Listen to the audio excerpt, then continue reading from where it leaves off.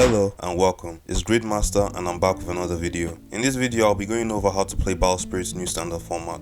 So without further ado, let's begin. One of the main gimmicks of the Battlespirits TCG is its resource system, that being the cores. At the start of a match, each player starts out with 5 cores in their life zone and 4 cores in their reserve, with one of those 4 cores being the red soul core, with each player having access to only one soul core. To win a game of Battlespirits, you need to deplete all 5 of your opponent's life cores by attacking them directly. I'll go into more detail about the cores later. Each player has a deck consisting of 40 cards minimum, with each player only being allowed to have a maximum of 3 copies of a card in their deck. There are 3 card types found in each player's deck, that being their spirits, magic cards, and nexus cards. To play or activate a card, you need to pay cores equal to its cost specified on the top left of the card frame. When summoning a spirit onto the field, you must place at least 1 core on top after paying its cost. If a spirit has no core on it, it will be destroyed. Each spirit in the game has 2 levels. To raise a spirit's level, you need to place cores onto the spirit equal to the number specified on the card. However, some spirits have the ability known as true release, which allows them to reach their highest level by only paying the soul core. When a spirit's level is raised, its base battle power is increased, and they gain access to more effects. The other card types in the game are magic cards and nexus cards, as I mentioned earlier. Magic cards are activated by paying their resource cost. Once the cost is paid, the card goes to the trash. Magic cards can be activated during either the main step or the flash window that occurs during the attack step, which is better known as Flash timing.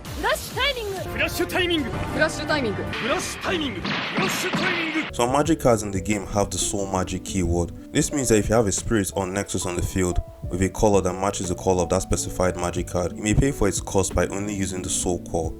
The last of the 3 card types in the game are nexus cards. Nexus cards blend traits of both spirits and magic cards. Just like spirits, they have colored symbols on the lower right and have levels. However, unlike spirits, nexus cards do not require cores to stay on the field at their base level, but they do require cores to be placed on them to raise their level and to utilize more effects. Nexus cards work like magic cards by utilizing effects to help aid the player and their spirits. However, unlike magic cards, nexus cards are one time only and remain on the field after they've been activated. Think of it as a continuous spell from Yu-Gi-Oh! Or an amulet from Shadowverse. Just like the original format as well as battlespiritssaga, this standard format makes use of a 6 color faction system consisting of red, blue, yellow, white, green, and purple. There are no restrictions to the amount of colors you may have in a deck. However, most cards in the game have reduction symbols. A card's reduction symbols can be located on the upper left of the card frame, right next to their play cost. What these symbols signify is that if you have cards on the field with colored symbols that match the reduction colors of your reduction symbols, then the card's play cost is reduced by that amount. Take a look at this card on the screen for example. It's a cost 5 red card, however it has 3 red reduction symbols, meaning that if you have cards on the field with a total of 3 red colored symbols, then this card becomes a cost 2. There's more to the reduction in the form of legacy cards. Legacy cards are cards that can use cards in the trash with EX symbols for their cost reduction by banishing them from the trash, similar to floating memory from Grand Archive. An EX symbol is a colored symbol with a golden outline. Before going any further, let's dive a bit deeper into the game's resource system. As explained earlier, the game uses cores as its resource system that come in the form of small plastic gems. At the start of a match, each player begins with 5 cores in their life zone and 4 cores in their reserve, with one of those 4 cores being the red soul core as I mentioned earlier. At the start of each turn, you gain 1 core.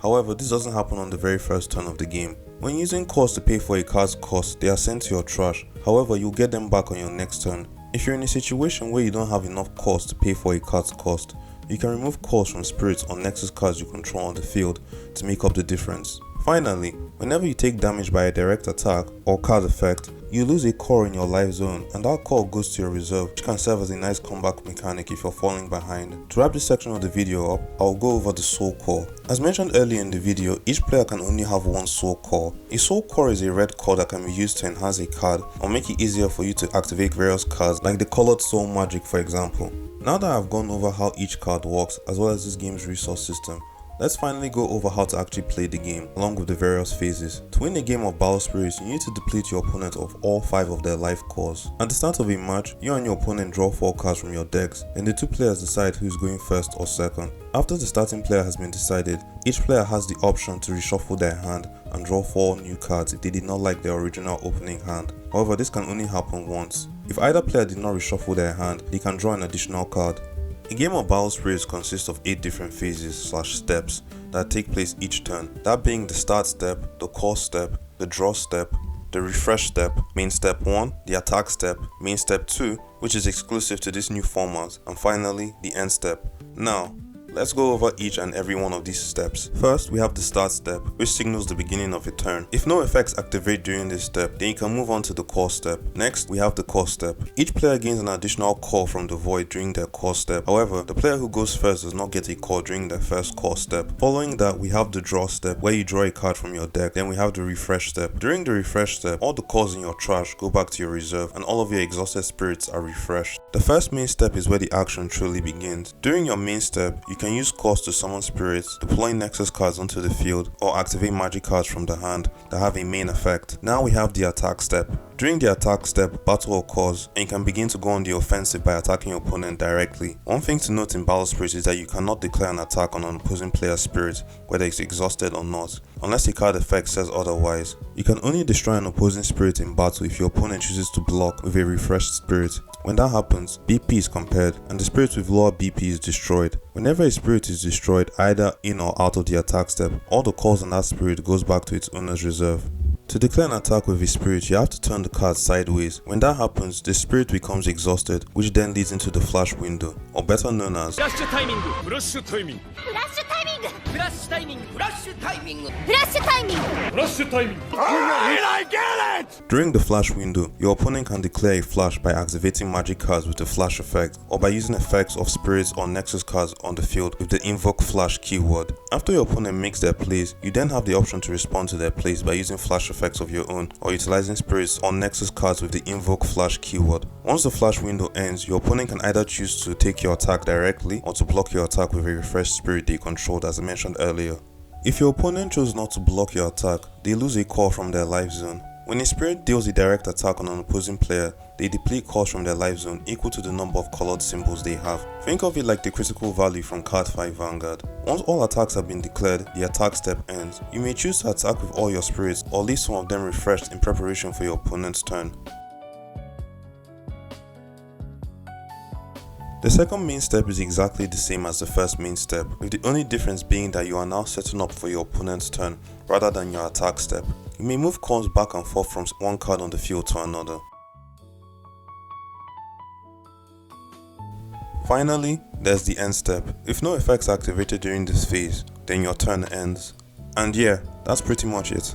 There's more to the game and its mechanics, however this video should cover the basics as well as all the key information players need to know when getting into the game. So all that's left is to buy a starter deck, play with your guys and get absolutely funky. However, saying that this new format is Japanese only, if you don't have to start learning a new language just to play a card game, you can check out the link in the description of this video. It has 4 different decks with all the Japanese text removed and replaced with their English translations for print and play, and the original artwork is still intact. So if you want to be able to play with the cards in English, then this will be a good place to start. Thank you very much for watching, and if you made it to the end, I really appreciate it.